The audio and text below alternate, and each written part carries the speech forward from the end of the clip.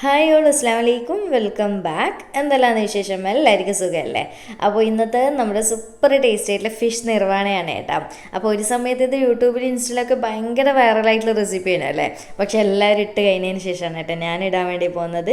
ശരിക്കും പറഞ്ഞാൽ ഒരു 5 മിനിറ്റ് ഓവറോൾ വേണ്ടുള്ളൂ, അപ്പോഴത്തേക്ക് നമ്മുടെ കറി റെഡിയാവും. അപ്പോൾ ഞാനിന്ന് അയല നിർവ്വാണയാണ് കേട്ടോ ഉണ്ടാക്കുന്നത്. അയലയാകുമ്പോൾ നമ്മുടെ ഫ്രിഡ്ജിൽ മിക്ക ദിവസങ്ങളിലും ഉള്ളൊരു മീനല്ലേ. അപ്പോൾ ഇന്ന് തന്നെ ഒന്ന് ട്രൈ ആക്കി നോക്കുക. അപ്പോൾ നമുക്ക് പെട്ടെന്ന് തന്നെ വീഡിയോയിലേക്ക് പോയാലോ. അപ്പോൾ നമുക്ക് ആദ്യം തന്നെ നിർവ്വാണം ഉണ്ടാക്കാൻ വേണ്ടിയിട്ട് മീനൊന്ന് ഫ്രൈ ആക്കി എടുക്കണം. അപ്പോൾ ഇതാ പാനിൽ ഞാൻ കുറച്ച് വെളിച്ചെണ്ണ ഒഴിച്ചിട്ട്, വെളിച്ചെണ്ണയിലാകുമ്പോൾ ഒന്നുകൂടി ടേസ്റ്റ് കൂടുമല്ലോ, അങ്ങനെ ഫ്രൈ ആക്കി എടുക്കുന്നുണ്ട്. അപ്പോൾ അയില മീൻ ഞാൻ നേരത്തെ മസാലയൊക്കെ റെഡിയാക്കി വെച്ചിട്ടുണ്ടായിരുന്നു കേട്ടോ. അപ്പോൾ നിങ്ങൾ എങ്ങനെയാണോ വീട്ടിൽ മസാല റെഡിയാക്കുന്ന ആ ഒരു സെയിം രീതിക്ക് തന്നെ മസാല റെഡിയാക്കിയിട്ട് ഫ്രൈ ചെയ്തെടുത്താൽ മതി. അഥവാ നിങ്ങളതിൽ ഓൾറെഡി ഇപ്പോൾ ഉച്ചക്കൊക്കെ നിങ്ങൾ ഉണ്ടാക്കുന്നുണ്ടെന്നുണ്ടെങ്കിൽ ഓൾറെഡി ഫ്രൈ ചെയ്ത മീൻ ഉണ്ട് എന്നുണ്ടെങ്കിൽ അത് വെച്ചിട്ടും ചെയ്യട്ടെ, അങ്ങനെ കണക്കൊന്നുമില്ല. നിങ്ങളുടെ ടേസ്റ്റ് അനുസരിച്ചുള്ള മീനൊക്കെ എടുക്കാം. അപ്പോൾ ഇനിയിപ്പോൾ ഇത് അയിലൊക്കെ ഞാൻ ഇട്ടോട്ട് ഞാനിപ്പോൾ 2 അയില വെച്ചിട്ടാണ് കേട്ടോ ചെയ്യുന്നുള്ളൂ. അപ്പോൾ ഇത് എന്നിട്ട് നന്നായിട്ടൊന്ന് ഫ്രൈ ആക്കി എടുക്കട്ടെ, നോർമൽ ഫ്രൈയിങ് തന്നെ കേട്ടോ. അപ്പോൾ അതിലിട്ട് കൊടുത്ത് ഒന്നങ്ങ് മൊരിഞ്ഞ് മറിച്ചിടാൻ പോകുന്ന സമയമാകുമ്പോൾ കുറച്ച് കറിവേപ്പിലയും കൂടി ഇട്ടിട്ട് തിരിച്ചിടാണ് കേട്ടോ. അപ്പോൾ ഇത് പിന്നെ എല്ലാവർക്കും ഫ്രൈ ചെയ്യാൻ അറിയാമല്ലോ. അപ്പോൾ ഞാൻ ഇതൊന്ന് നന്നായിട്ടൊന്ന് ഫ്രൈ ആക്കി എടുക്കട്ടെ. അപ്പോൾ ഞാൻ നന്നായിട്ട് മീൻ 2 സൈഡും ഫ്രൈ ആക്കി എടുത്തിട്ടുണ്ട്. ഇനി നമുക്കിത് പ്ലേറ്റിലേക്ക് മാറ്റി വെക്കാം. ഇനിയിപ്പോൾ നമ്മുടെ ഫിഷ് നിർവ്വാണം ഉണ്ടാക്കാൻ വേണ്ടിയിട്ട് ഞാൻ മൺചട്ടിയാണ് എടുത്തിട്ടുള്ളത്. ഇതുണ്ട് എന്നുണ്ടെങ്കിൽ ഇങ്ങനെ തന്നെ എടുക്കാൻ നോക്കുക കേട്ടോ, മൺചട്ടി ആകുമ്പോൾ നല്ലതാണ്. ഇനിയിപ്പോൾ ഇതിലേക്ക് നമ്മൾ ഒരു വാഴയില, കുറച്ച് വലിയ സൈസ് വാഴയില എടുത്തിട്ട് നന്നായിട്ട് വാട്ടി എടുത്തിട്ടാണ് ഇട്ട് കൊടുക്കേണ്ടത്. എന്നിട്ട് നല്ലപോലെ ചട്ടിയുടെ മിഡിലായിട്ട് വെച്ച് കൊടുക്കുക. ഇനിയിപ്പോൾ ആദ്യം ഇതിലേക്ക് ഒരു 2-3 സ്പൂണായിട്ട് വെളിച്ചെണ്ണയാണ് ഒഴിച്ചു കൊടുക്കുന്നത്. വെളിച്ചെണ്ണ ആകുമ്പോൾ ആ ഒരു കറക്റ്റ് ടേസ്റ്റും കൂടി കിട്ടുക. എന്നിട്ട് അതിൻ്റെ മുകളിലായിട്ട് നമ്മൾ ഫ്രൈ ആക്കി വെച്ചിട്ടുള്ള മീനില്ലേ, അത് 2 എണ്ണം ഒരേപോലെ വെച്ച് കൊടുക്കുക. ഇതിൽ ചേർക്കുന്ന ഇൻഗ്രീഡിയൻസ് എല്ലാം സ്കിപ്പ് ചെയ്യാതെ ചേർക്കണം കേട്ടോ, എങ്കിലേ ആ ഒരു കറക്റ്റ് ടേസ്റ്റ് ഉണ്ടാവുള്ളൂ.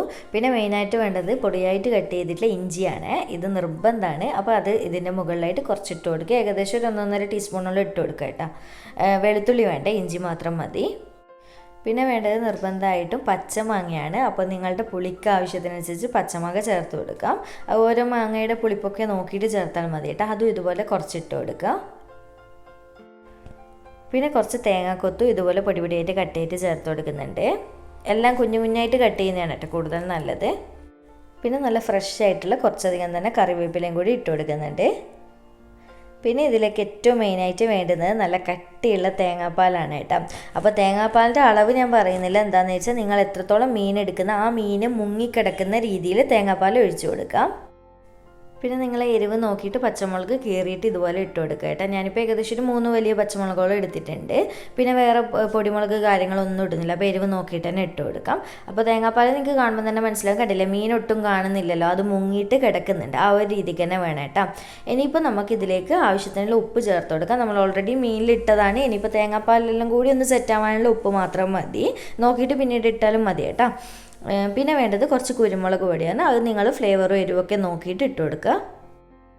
അപ്പോൾ ഇതുപോലെ ഇട്ട് കൊടുത്തതിന് ശേഷം ജസ്റ്റ് ഒന്ന് സ്പൂൺ വെച്ചിട്ട് അങ്ങ് മിക്സ് ആക്കി കൊടുത്തതിന് ഉപ്പും കുരുമുളകൊക്കെ ഒന്ന് ഇളകിക്കോളും. ഇത്രയേ ഉള്ളൂ. ഇനിയിപ്പോൾ കാര്യമായിട്ട് പരിപാടിയൊന്നുമില്ല, ജസ്റ്റ് ഒന്ന് ഫ്ലെയിം ഓൺ ചെയ്തിട്ട് ഗ്യാസ് സ്റ്റോപ്പിൽ വെച്ച് കൊടുക്കുക. എന്നിട്ട് നന്നായിട്ടൊന്ന് തിളപ്പിച്ചെടുക്കുക കേട്ടോ, അത്രേ പരിപാടിയുള്ളൂ. അപ്പോൾ ഒരു കാര്യം പ്രത്യേകം ശ്രദ്ധിക്കുക, നല്ല കട്ടിയുള്ള 1-ാം പാല് തന്നെ എടുക്കണം കേട്ടോ, അത് നിർബന്ധമാണ്. അല്ലെങ്കിൽ പാല് പിരിഞ്ഞു പോകും തിളപ്പിക്കുന്ന സമയത്ത്. അപ്പോൾ അങ്ങനെ തന്നെ എടുത്തു കഴിഞ്ഞാൽ നല്ലപോലെ സെറ്റായിട്ട് കിട്ടിക്കോളും. അപ്പോൾ ഇനിയൊന്ന് ഞാൻ നന്നായിട്ട് തന്നെ തിളപ്പിച്ചെടുക്കട്ടെ.